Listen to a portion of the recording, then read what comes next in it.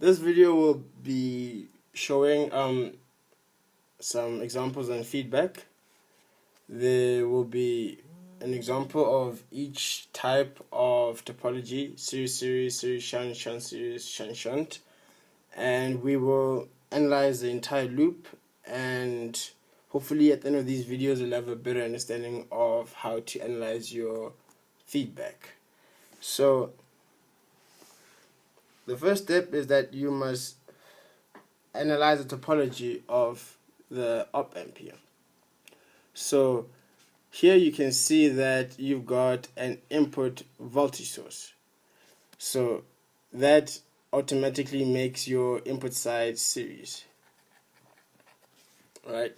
And here on the output, we can try to draw a loop, but it will not be possible because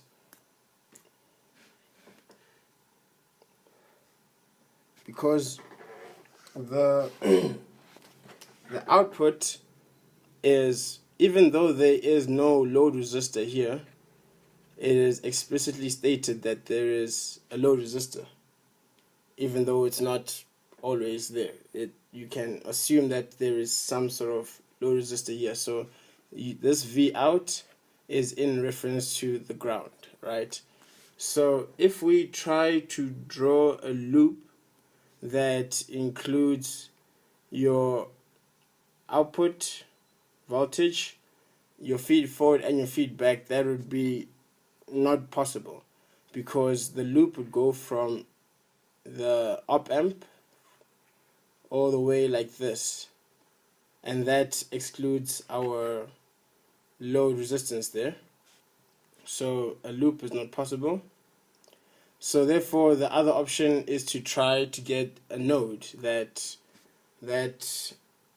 encompasses all the three, encompasses the feed forward, the feedback, and the output. So that node is that one. You've got your feed forward current there, you've got your feedback current here, and you've got your output current there, right? So that makes it series shunt. If you're having a hard time trying to see why this side is shunt, you can just draw the small circuit equivalent of the op amp, the 2-port, right? So you've got R of I there, A V of I, R of O,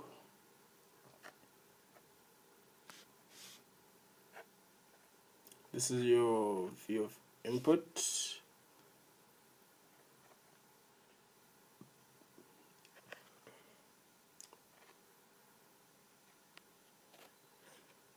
is your R2,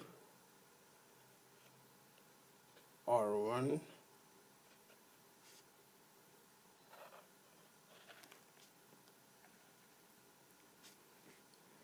so this is your circuit right here, and you've got a resistance there, R of L, right? So as we stated, that drawing a loop all the way from here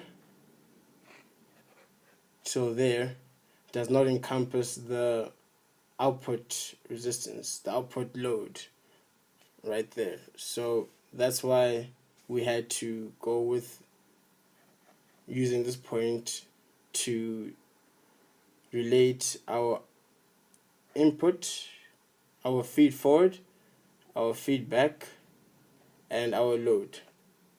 So that's why this side is shunt.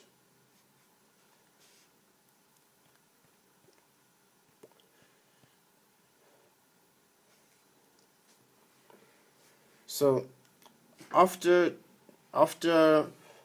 getting our topology as series shunt, we need to analyze the feedback network, right?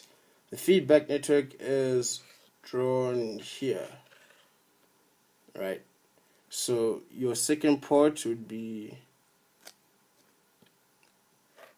there, and then this one would be in reference to that one.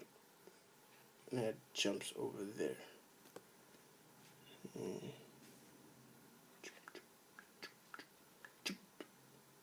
Yeah. So this is your network here. And these two are connected both to ground. Should be ground.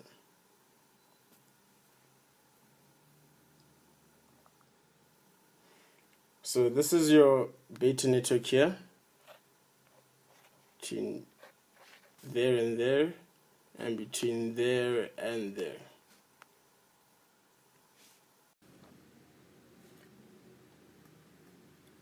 After finding your input and output resistance for your beta network, you need to find the gain for your beta network. And the gain for your beta network, beta, is equal to the inverse of the feed-forward gain, right? So therefore, we need to analyze this circuit and try to find the feed-forward gain. So to do that, we do some nodal analysis at that node, and we simplify and we get to this point where we've got VO is equal to VF R1 plus R2 over R1 times R2.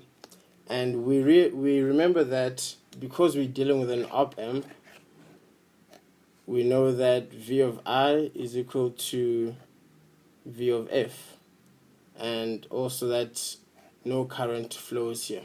You always assume that to make your op-amp analysis easier. So knowing that, we write down the rest of the equation like this by substituting V of F with V of I, and then we simplify to get your voltage gain of the feed forward, A.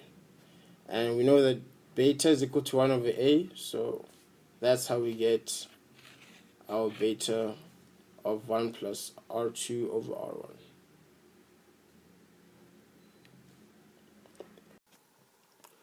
This is your beta network drawn on a new page.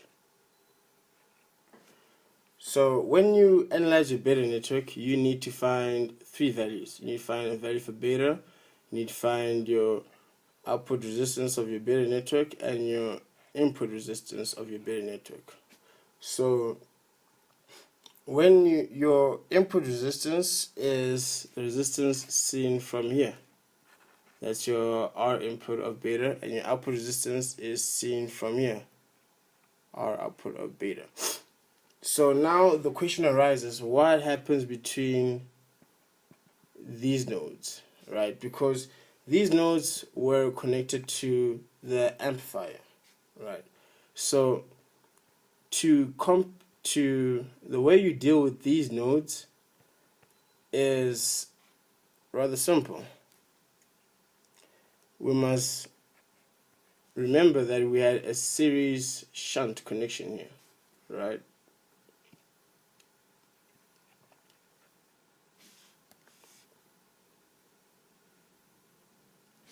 Right. So when you have a series connection, you sever the connection between there, and when you have a shunt, you short the connection between here and here, right? So sever for series and shunt for short. So then your output resistance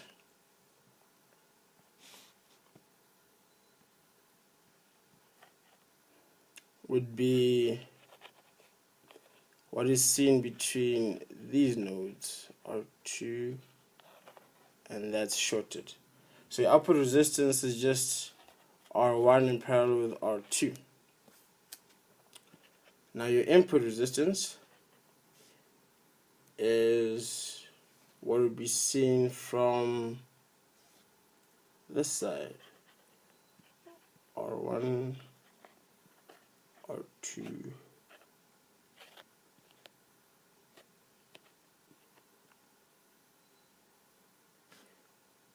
which is just R1 plus R2. So that's your input and output resistance for your beta network.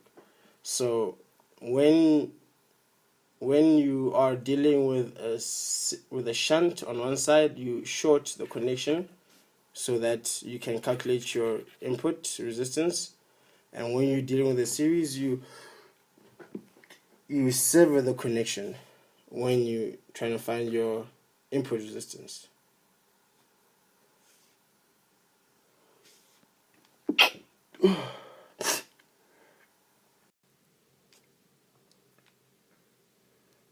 So now when we are loading the amplifier with the feedback resistances, we ask ourselves, what sort of input resistances and output resistances do we want to have in a voltage amplifier? If you think about the voltage amplifier, you've got your source here, right? And here you've got your load. So how much power will get delivered to here is dependent on the ratio of the source resistance to the combination that's going on here, right? So therefore we want a greater value for our input resistance of our amplifier. So therefore our input resistance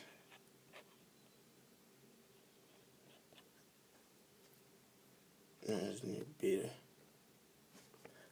Our input resistance is equal to 1 plus beta A into R O B plus R of I. So R of I will be given in the equation, and A is the gain of the feed forward, which is also given in the equation. Right now, I think a focus on the methodology more than the answer is required for this section, because if you have the methodology, you can get the answer. It's just plug and play. So as I said, A will be given in the equation, and R of I is the input resistance, which is also given in the equation.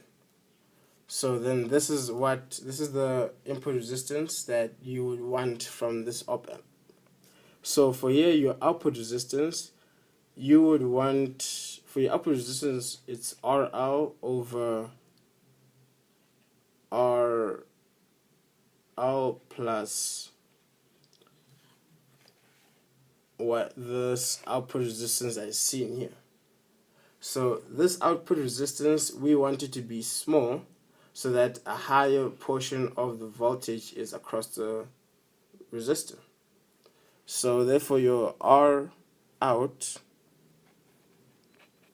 is equal to R of O in parallel with R of IB, all of that divided by 1 plus beta A.